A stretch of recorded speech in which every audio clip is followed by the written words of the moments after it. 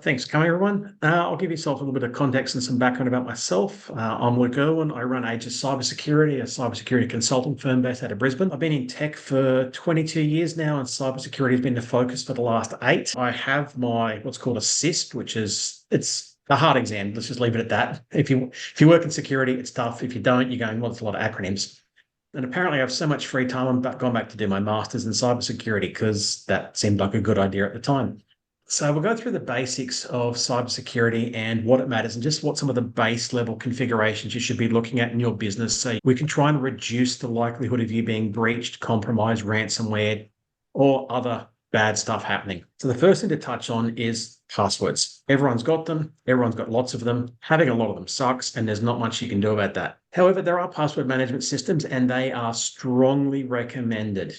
A human is not great at remembering a password like 1x, exclamation, capital B, 2, 4. You have 100 of those, you're not going to remember them.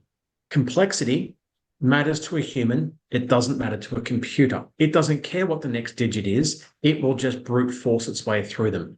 Longer is better. So using things called passphrases is a much better approach to having security on your system. An example of that is purple giraffe making cheese. Capitalize all of that, put a dash in between it. You now have a 28 character plus long password. And when you combine that with systems like Microsoft Intune and what's called Windows Hello, where it'll do facial recognition to unlock or fingerprint to unlock, it will mean that you have to type that password in once, and then you can use your face recognition or thumbprint to basically log into your computer from then on. And thus you have a very long and hard to crack password. The reason why long is better is, without getting into the math of it, there's a thing called password, essentially entropy. The longer it is, the harder it is for a computer to crack it because there's, 96 characters on your password. And if it has to try every possible permutation, each time you add another digit, it adds another factor of complexity, which is what you want. The next thing is multi-factor. I cannot stress enough how important this is. I will call out multi-factor is not the silver bullet to everything. It specifically protects you against certain types of brute force attacks, password stuffing attacks, which is where they get your credentials from other sites, put them into a large file, and just see what works against other systems. One of the reasons why so many data breaches occur, they're trying to harvest your details. So Mark, as an example, let's say you've got your email address is mark@mybusiness.com and your password is password. They're going to try that at PayPal, at Facebook, at LinkedIn, at Amazon to see, have you been naughty and used the same password in multiple locations? Again, this is why a password manager is a good solution because most people will pick the same password again and again and again. Using a password manager will prevent that, but the multi-factor means that you now have an additional prompt to verify you are who you say you are. And when we talk about that, there's different levels of multi-factor security. SMS-based password multi-factor and email-based multi-factor, better than nothing, but not much. You're better off using what's referred to as the authenticator apps like Google Authenticator or Microsoft Authenticator. If you want to go to the next level beyond, you can look at things like Duo and YubiKey, but you need to speak to your IT service provider to help with that because they can be a little complex to implement. That's the basics around multi-factor. I can't stress how much that will protect your system because if you have that, you're going to get a prompt to verify that you are who you say you are. And if not, you can say, no, I'm not. Then we cross into patching. This is an area that can sometimes get a little bit confusing for a lot of people. When we talk about patching in the world of cybersecurity, it's not just your laptop. It's your phone. It's your tablet. It is your media PC at home. It is your router at home. Everything that has software needs patching, even to the point you might want to, like looking at the patching on your Internet of Things or internet connected light bulbs, if for whatever reason you have them. There's a bit of a joke in cybersecurity that the S in IoT stands for security. Yes, there is no S, thus generally quite poor security. But when we say you need to patch everything, that's your Adobe, your Word, your Excel, your computer, your iPhone. If the computer is asking for updates, let it. I cannot stress that enough. The more you patch your equipment, the better off you will be. Yes, you will have a little bit of downtime, but how many people leave their computer going, hey, I have an update for 4 weeks, 5 weeks, 6 weeks before they hit, okay, I'll let it happen. that means you've been unpatched for that amount of time. When the vendors are releasing software patches, it's because they have found a bug or a vulnerability in the software through which somebody can attack. The patch is remediating that. It is basically, think of it as being a hole in the dike, being the old Netherlands type thing. And this is actually a proper plug to fix that hole. It's how you can make things more secure. Even looking at your little thing, that your little router that Telstra sent you, if you've got one at home or if you're running in a small office where you've got what Telstra provided, they need updating as well. They've sold it to you. They don't care. That is your responsibility to check. And you can simply turn over the device, look on the underside, get the username and password, sign into it, and there'll be a button that says check for update. That's all you got to do. Just do that once every month or two. And it will find patches that need to be applied and apply them for you. That is one of the best things you can do to protect your equipment. Apply regular patches. Like if your iPhone or Android says, I have a security update to apply, let it. Do it before you go to sleep. It's going to do its update. It'll be ready to go in the morning. And also, do you really want to be called in 30 minutes, your first 30 minutes of sleep because your phone's now resetting itself? Just let it do its thing. The other one that's a little more complex and you do need to engage your IT service provider on is a thing called a mobile device management system. I'll use an example of Microsoft Intune. It comes with the certain Microsoft licenses. And what it does, it lets you enroll your device into a management system. When it does that, it gives you the ability to deploy software to it, gives you the ability, it also encrypts the hard disk on the device, and it also lets you remotely wipe the device. So if somebody leaves let's say they go out for a big night with a client and they leave their laptop in the back of a taxi. Under the current legislation, that is if you have sensitive data, personal data on there, it's a notifiable data breach. You need to declare that you have breached privacy to the commissioner. If you have a mobile device management system your device is enrolled into that, you can remotely wipe it. So the data is now gone.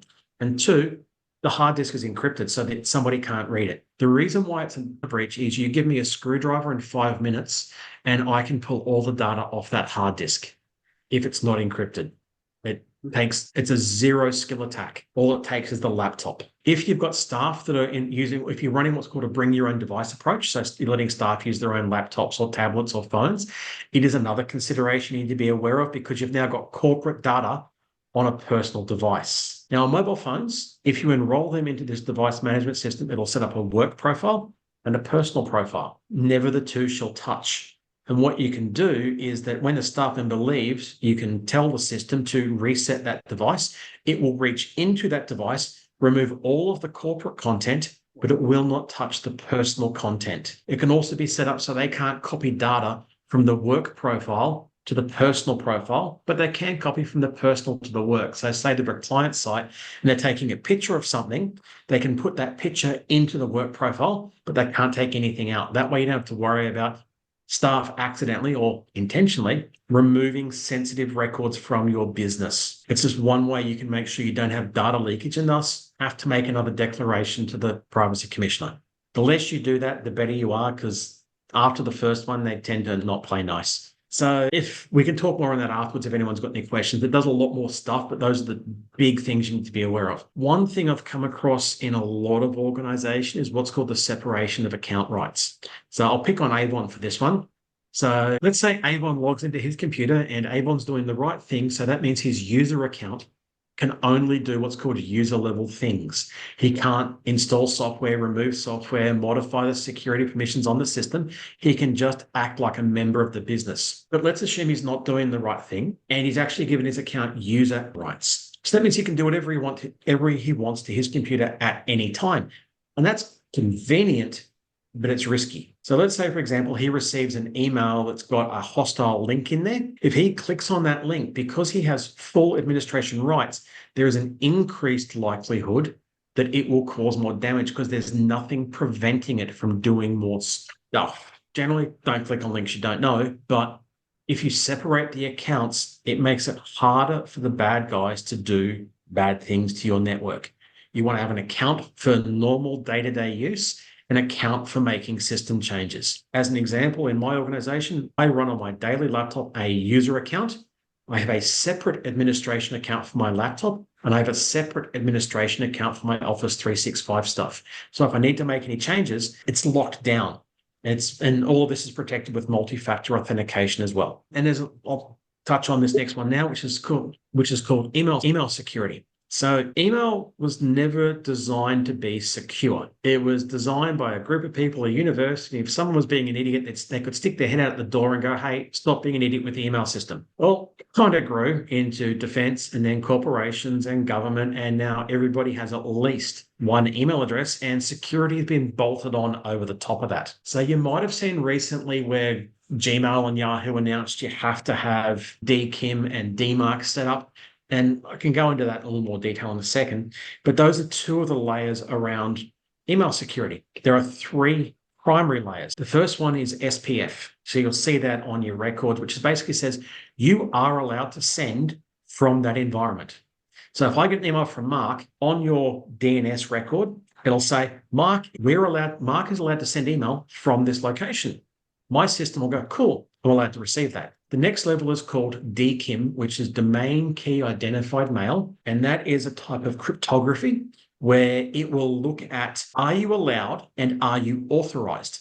So basically checks to make sure that your email actually came from that address. And my system goes, yes, I did receive, I'm allowed to receive this. What DMARC does, which is another service, it's a policy rule in your system that goes, if DKIM is correct and if SPF is correct, this is what I do with it. If it's not correct, this is what it's basically a yes, no signal going, if one is correct and one is not, do this. If both are correct, it's basically an if-then statement. And what that is doing is confirming that the person you have that says they sent you the mail actually sent you the mail. If you want to go the next level along from that, there's things called PGP, and that is a whole separate conversation we can take offline from this. Otherwise, I will put you to sleep. It is dry. And as an example of why these things matter, I was presenting to a board a few months ago, and we had the CEO put their laptop at the front of the room with their phone on top of it. And my colleague was presenting to them. I was sitting at the side. I impersonated the CEO to every other member of the room, and it took me about 30 seconds. It was not hard at all. Only one person picked up on it because they had a little banner that showed up that says this email may have originated from outside of the organization. But it had their signature block, their title, their qualifications, their everything, and it looked like it came from them. It was just that one little banner that made one person go, hey, did you send this? And they pointed to the laptop at the front of the room, and I went, that was me. It's a zero skill attack. Having the SPF, DKIM, and DMARC in place means that if that was to happen, the system would go, bugger off, you're not authorized to send saying you are from this organization.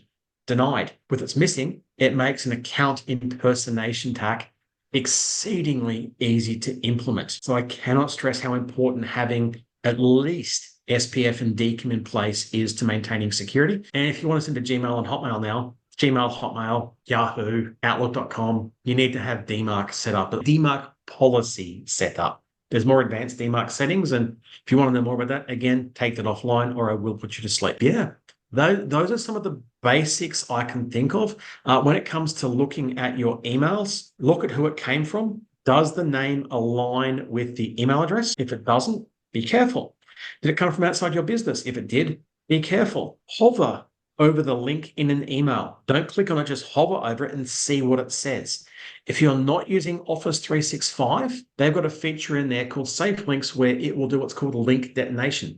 Let's say I send an evil email to Paul. What will happen in that link is Outlook will detach the link from or remove the link from the email, run the link in a sandbox, see if something nasty happens, and if nothing bad happens, reattach it and pass it on. Now, the downside is some of the attacks we are seeing coming through now, it will do 3 or 4 levels of redirection. So the first link it opens up is fine, which goes to another page, which is fine, which goes to another page, which the system can't check because it's too far down the chain. But when you get to the third or the fourth hop is where the virus or the malware is sitting, which then, because you clicked on a link, activates it on your computer. I've had one client that happened to them late last year. So if you're not expecting a link, don't click on it. If you're not expecting an email, don't open the attachment.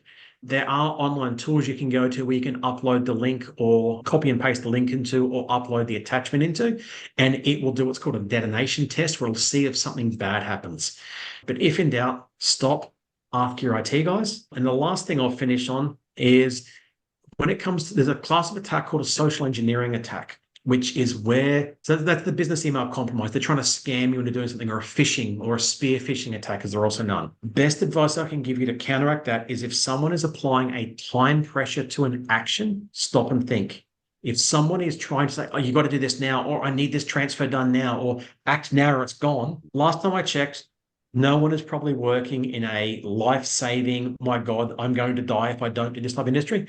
Stop, pause, take a breath, read it again. And if the impetus is trying to force you into action quickly, ask why. Is it a genuine need or an artificial need?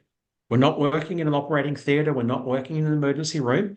We can stop and pause for 5 seconds and go, why is this person trying to make me act quickly? The sole or the primary intent of social engineers is to shorten the time between decision and action. They want to make you feel pressured, scared, concerned. If you don't click, we've compromised your account, click on this link to release it. Oh my God, they've compromised me. You've got to click on it to get back. Well, that's how they compromise you. You need to lengthen the time between decision and action. And that is what you need to. You do that and you'll be much, much safer. I think I've gone a little bit over time there, so I will stop talking and ask for questions if anybody has any. That was good. Excellent. Yeah, I have one. Go for it. So first of all, thank you. And my eyes didn't glass over, but my head was blown off a little. There's a lot of stuff in that, and I think it's quite. I've heard this sort of talk before, and I get lost in it. I won't lie. Yeah. Question for it. So with all of these things about, how you can delete your phone. Okay, so this happened to me. I lost my phone. Yep. Okay, so I'll go on. It's an iPhone. I belong to the Apple community, and then so it's easy. I can remotely delete everything off my phone. I went to the Apple, but it can only be deleted if if that phone is connected to the internet. I assume. Yes, that is correct. You could find my phone. I'm going to turn the phone off immediately. Now take it all apart and take the SIM card and the bits out of it, and I will download with my special equipment everything that's on that phone, because it's not connected to the internet, and surely it's the internet message that says delete it. Okay, you are correct. It is a signal that's received across the internet that basically tells it to purge. The downside is that, so if somebody hasn't got a copy of your fingerprint, facial unlock, or passcode to get into your Apple, something I'll give Apple credit for. I find their pricing to be very high, but they are very privacy focused. Their data is so strongly encrypted on those devices, it is very challenging to get anything meaningful off the device. If they physically run up to you and steal the device off you while it is unlocked, very different story, very different story. But you are correct, it does require a signal from the internet to delete. But one of the first things the bad guys are going to do is turn it on to see if it works. And the moment it initializes, it's going to send a pulse out. Basically, it's going to check in to go, hey, I'm here. When you have these mobile device management systems, it reads how some of the system works. So one of the first things it does is it pulls the internet to go, hey, I'm here. Samsung phones, as an example, have a system called Knox, where as soon as the device is turned on, it polls Knox to go, am I a valid and legal phone? And if it's not, then it gets the signal to wipe itself. If somebody pinches your phone, the Apple system is quite a good system. It is quite strong in its privacy and its protections, and I cannot fault them for that. I can fault them on their price point, but it's a little rich for my taste. But they are a good device in that regard. Does that answer your question? Good. I mean, the Apple products are unbelievably expensive. That's why I got an Apple. I got $1,000, not a 14 or 15 at $2,000. I mean, they're the cost of a laptop now. They're the cost of a laptop now, which is they're not far off in terms of hardware capability as well. But I know that there was a court case. Apple spent many, many millions of dollars against the US federal government in protecting its right to keep its customer data separate and out of the hands of intelligence. That was in the Bernardino shooter case. They got access to the data by way of a hardware hack that somebody provided them. I think they got paid, and they haven't formally disclosed, but the suspicions are it was around $1.2, $1.3 million for the ability to compromise Apple phones. That's before we look at, there's a whole world of bug bounties and payments for things like that, and it is a separate discussion for the time. Well, nonetheless, you raised a valid point, and one that I deal with on a regular basis around SPF and DKIM and trust and all that sort of stuff. Not only is it important from being able to prevent you from being spoofed or duplicated or even being hacked directly from an inbound email, it's important from a marketing perspective is that if you want your stuff to land in the inbox instead of the junk or the spam folder, then having your DKIM and SPF records are important, because now there's a lot more security, and recently now I think you've got to like refresh it every year because the systems purge the data or they update the data just so that you stay safe and obviously reduce the risk of hacks and things like that. If there's the mass mails, you've also got to have things around unsubscribe links, so you'll be flagged as spam and all sorts of stuff. Avon, can I just interrupt for a sec? Sure. First of all, Luke, I thought that was just great, and thank you. I'm a bit like Mark. Look, I understood about 30% of it. I probably implement none of it. And I'm the very guilty party that you were talking to. I really enjoyed your presentation. It was great. You may remember last week we had Paul Davidson here. I think it was you, Kim, who introduced Paul. Anyway, there was an exchange and it was agreed that I would follow up with Paul, which I did. And I sent him a couple of emails and he replied back to me and he said, "Hi, Paul, thank you. I found both of your emails in my spam folder account. You should check your domain DNS settings. There have been recent changes that make a IM record required." Well, I replied, and Mark, you'll be proud of my reply. I said, "Hi, Mark. Hi, Paul. Many thanks for your advice, re-updating, etc., which is all a foreign language to me. I'll need to talk to Avon about this." So I'm trying to say so much of what you covered, and look, we all are, we're on the receiving end of it all. We get those urgent ones that you've got 15 minutes to reply to this. So look, thank you for the warning. I'm on LastPass, and an issue that I've had with LastPass, a couple of questions. I'm so guilty of all the things that you've touched on. Should I use the automatic generator? Because I look at those and I should use the automatic generator? I do. As opposed to my daughter's name. So I use a product called NordPan just because LastPass is a good product. I had serious concerns with how they handled their breach event about 1.5 years, 2 years ago. So I stopped using them. As long as if you've started using them after that, that's fine. If you've used them before that, if you were signed up before that, I would strongly encourage you to reset all of those passwords, because how they deployed the encryption on the passwords was substandard, and how they defined how the master password was managed was not as strong as it should have been. And their response to the entire breach event was quite poor. All right, well, thank you. And this is a project I need to sit down one night and go through and just change. It's painful. And it is. So that's fine. So you've given me a good direction. The answer is yes, just do it. Yeah. I recently logged in fact, yesterday I logged into LastPass, and my master password, nobody would ever guess it. It is in fact, I think 10 characters long, and it's got a combination of all sorts of stuff in it. Yeah. So nobody could guess it.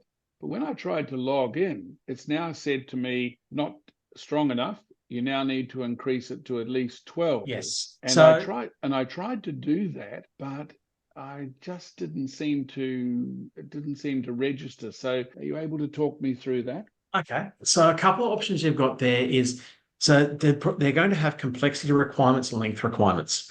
So the current stats out, and this is if you don't use MFA, generally speaking, a password of 8 characters or less will be cracked in under 2 seconds. As you increase it, it will go up in duration. The longer, the better. I think 12-character passwords, are now measured in days. But when you start getting into 16, 18 characters, it's now measured in years, hundreds of years type thing. So what I'd recommend is probably pick 2 words, like when I mentioned passphrases. So pick 2 words that are somewhat important to you, but not easy to guess. So don't pick birthday and a year, or don't pick your favorite footy team, but pick 2 words. I don't know, your wife's favorite flower and the first pet you ever had, separated by a hyphen or an ampersand symbol, and then put a number at the end of it. And you're now going to have like a 16-digit password. It's going to be easy for you to remember, because you can remember words. And look, thank you. I think because you're right. So are you saying I should make that my master keyword to get into Pass? Yeah. Yes. Okay. Reset your password there. Yeah. Okay, and then once I've done that, I think you're saying then use the generator for each individual. Yes, sign system. into each site and reset the password. Use the LastPass generator to generate the passwords. I wouldn't look at anything less than a 16-character password for those. And again, it'll do that for you instantly, and you don't have to Yeah. think about it. It just goes, here you go, here's the password. Especially if you installed the browser plugin as well. The browser plugin makes it dead easy. Do not forget your master password or you're screwed. Well, Yes. yes, that's right. So you've got to keep your master password somewhere. Just in the interests of time. What was that last comment you made about the browser? What was that? There's a browser plugin. So if you're using Chrome or Firefox, there'll be a LastPass browser plugin that can support you in resetting the passwords and managing the passwords across the sites. So what we'll have to do is this is good because we're extracting knowledge, and like we said that this was a big topic, and I've recorded it. So I'm going to paste it onto the YouTube and then put the link back into and if you've got any other questions, paste it in there, because this is where we get to turn this into 24 hours, 365 available info on that particular issue. And then we can write a little text summary so you can just search for it and find it. And it becomes a knowledge repository of all these issues and problems, and we can go into a bit more depth and things like that. And if you also don't forget that if you really want to go into depth after this, you can always go and have a chat with Luke direct, and I'm sure he'll help you out. Yeah. More than happy to have like a half-hour chat to go, look, this is what you should be doing. I've got like no commitment, no cost, just going, look, this is what you should be doing. I do all this because I just got fed up with seeing firms getting damaged, harm, destroyed by hackers.